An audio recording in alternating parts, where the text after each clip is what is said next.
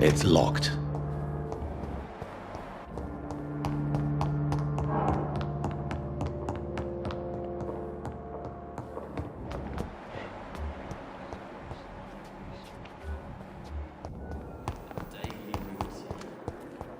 I'm really sorry, sir.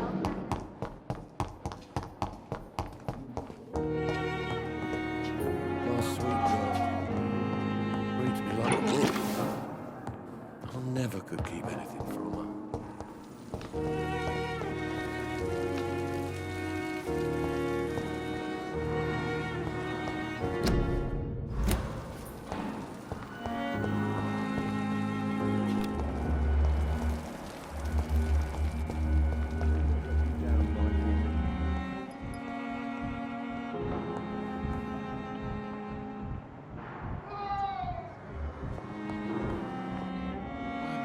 Good evening, Mr. Fiddick. Good evening, Dr. Reed.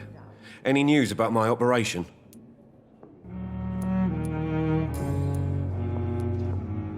Tell me about your injury, Harvey.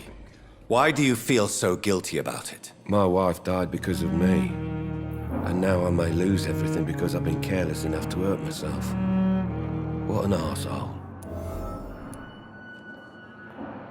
You can't hold yourself responsible for your injury, Mr. Fiddick, unless you tried to hurt yourself. Of course I didn't hurt myself. But I can't work until my arm is fixed. My children need to eat, Doctor. How could your job be responsible for your wife's death? I was working a double. She went out to bring me a hot meal and got caught in a German bomb raid. Tell me more about the death of your wife, Harvey. 1915. I was in the army, building workshops for the Royal Flying Corps. Helen was happy I wasn't sent to the front. What happened? The Germans sent Zeppelins to bomb the construction site, but they missed their target. My wife was bringing my dinner when the bombs fell. How are your children after losing their mother? They were smaller then. The only good thing about this is my Helen didn't bring them with her that night. I'm sorry for your loss. So many died during the bombings. I served in France and witnessed the carnage there. I would like to say that she didn't suffer. Truth is, I have no idea. I just know that I'm all that me kids have. Poor little bleeders.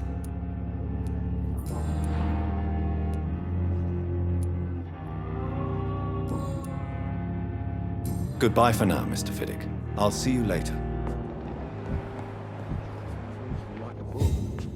Good evening, Dr. Strickland. And good evening to you, Dr. Reed. Can I be of any help?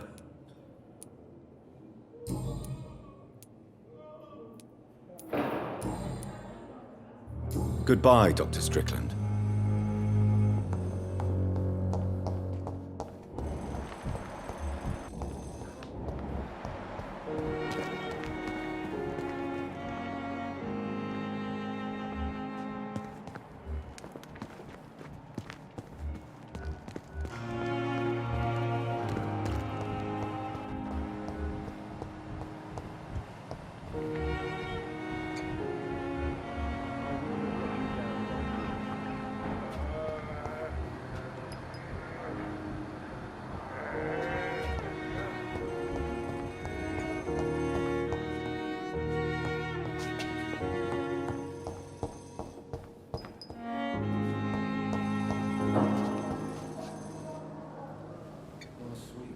I'm quite busy right now, Dr. Reed.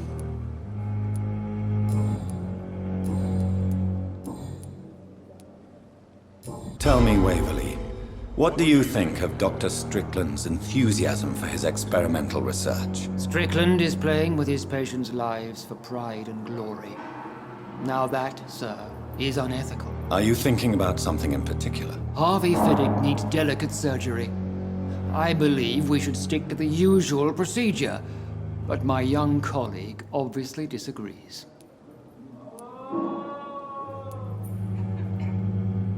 And are you not afraid that your rivalry with Strickland may be blinding you? Rivalry?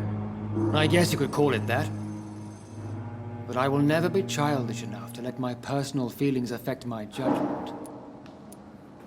Why do you wish to lead this surgery? I strongly believe that Mr. Fiddick should not be butchered to test an unproven procedure. I really hope you're right about this, Dr. Ackroyd. I'm trusting your judgment on this. I'm not the kind of man who runs away from his responsibilities, Dr. Reed. There is no need for you to be looking over my shoulder.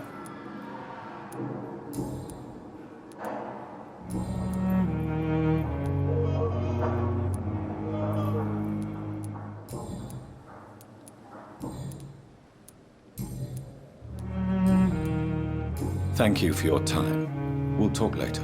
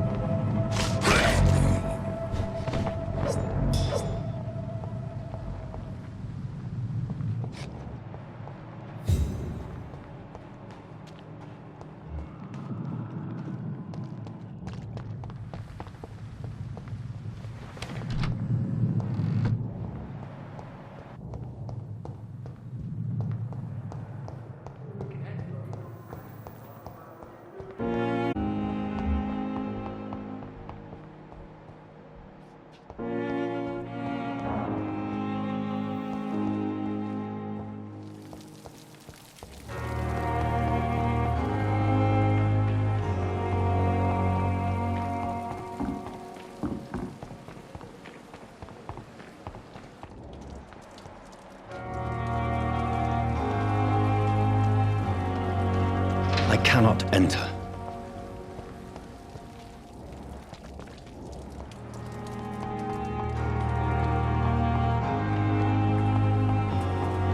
It's locked, all right.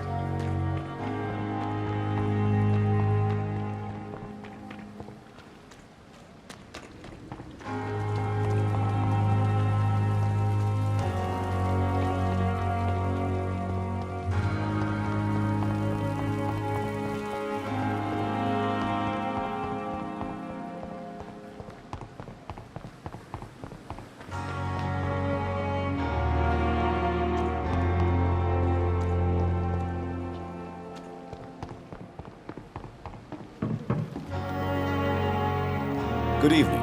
I'm Dr. Reed. Always a pleasure to meet a colleague, sir. Especially when he was supposedly dead. A colleague. Are you a doctor too? Not anymore, sir. I used to be Dr. Rakesh Chadana. Now, I'm just Mr. Chadana, pawnbroker and humble guardian of this morgue. What do you mean, you used to be a doctor? Was your license revoked? No, sir. It is just that I like to be precise. I run a little pawn shop while taking care of the dead. But I used to be a real doctor.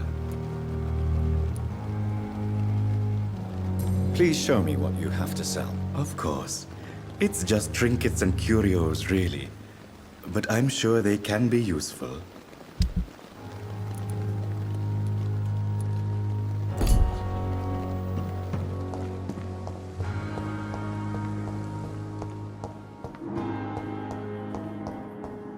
I'm so tired. Will this shift never end? You always knew the words to calm the children, Ellen. As for me, what a blundering idiot.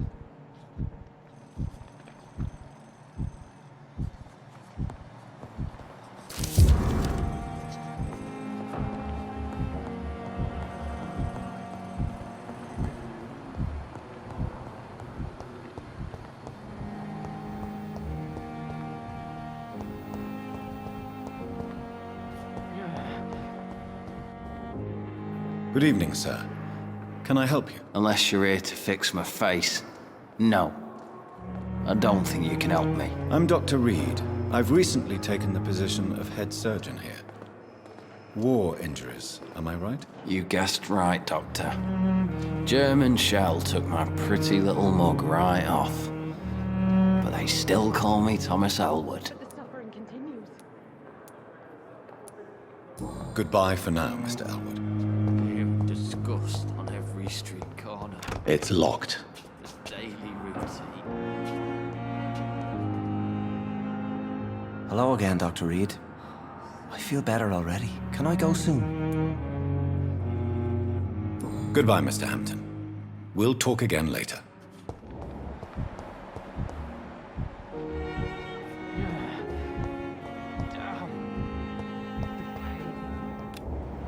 Here again. Don't worry, sir.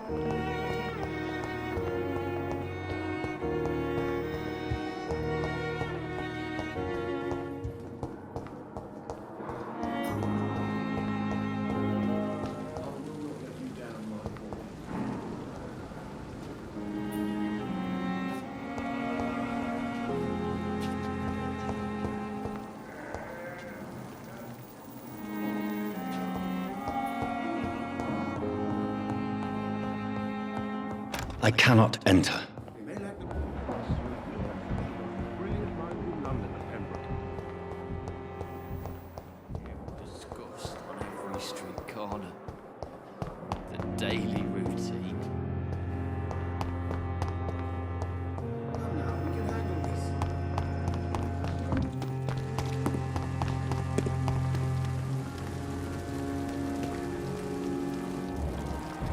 It's safer here than anywhere else in the East End.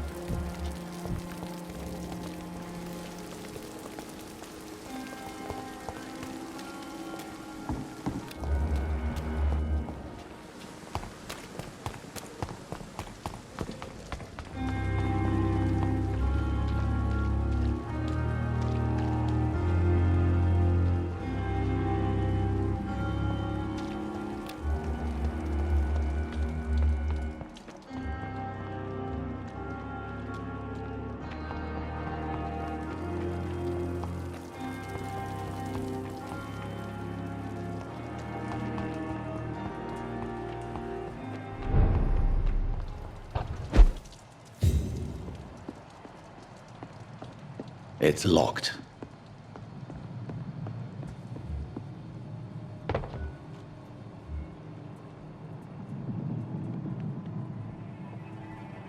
Look lively! It's on to us!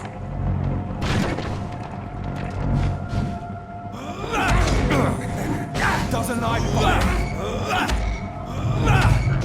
Die, vermin!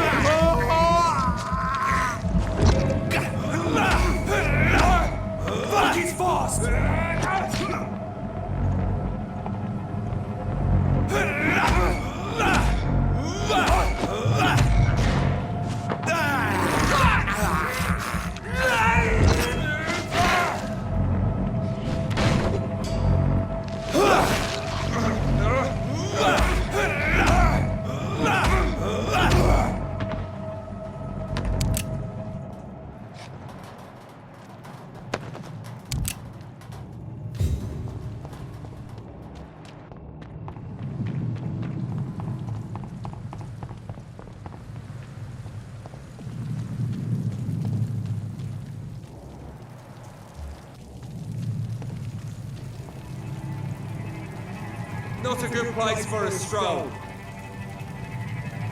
Stay away! Leech spotted! Watch out, boys!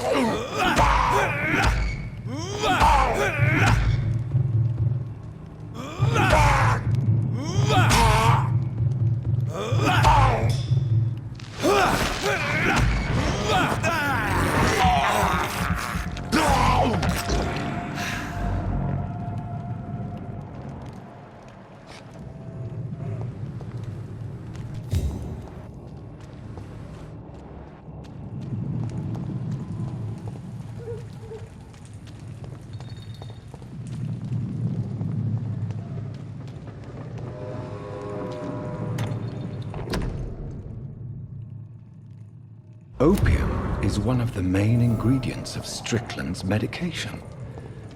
Never a good move.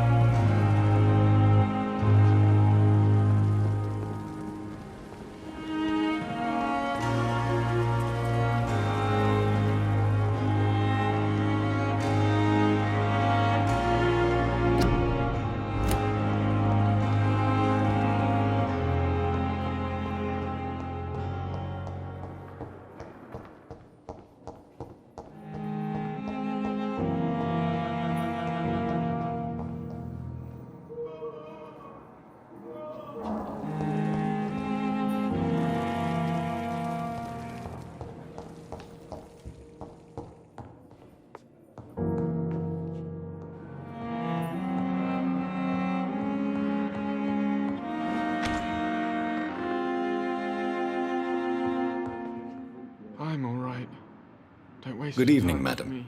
Can I help you? It's my son who needs you, sir. I'm Dr. Jonathan Reed. How can I help your son? I'm Beatrice Goswick, mother of Mortimer Goswick. Could you check on him, please, Dr. Reed? I've heard much of your talents as a physician. Goodbye, Mrs. Goswick. What a blundering idiot.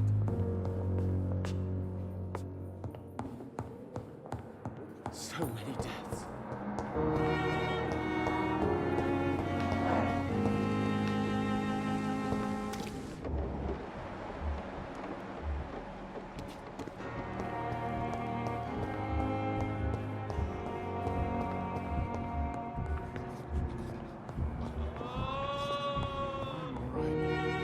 Good evening, Dr. Strickland. And good evening to you, Dr. Reed. Can I be of any help?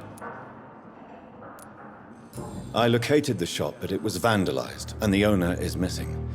All I found was your order. I was afraid of such bad news. People are so desperate they're ready to burgle a shop for drugs. That's quite a list you ordered. Opium, sodium hypochlorite. It can't be just headaches you're trying to cure. This dreadful influenza, of course. I already ran some tests on hopeless cases. Without success, I must admit. Do you realize you could create a lethal poison without the correct dosage? Then there are the legal ramifications. Is this not true of any medical substance, Dr. Reed? However, if you would agree to improve it, I'd be glad to accept your help. As long as you promise to be scrupulous with your experiments, I may try to gather these substances, and even help improve upon the mixture. That's all I'm asking for, Dr. Reed. That's all I'm asking.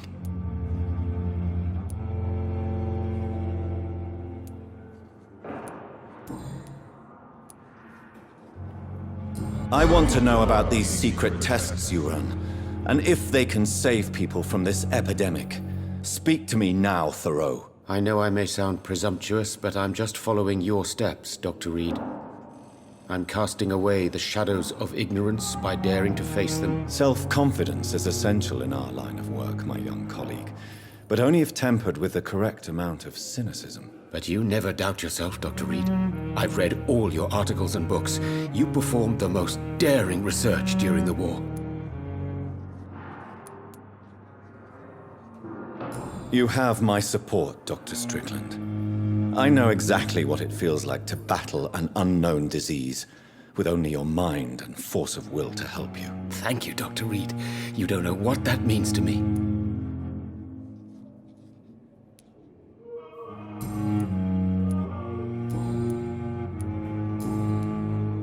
Goodbye, Dr. Strickland.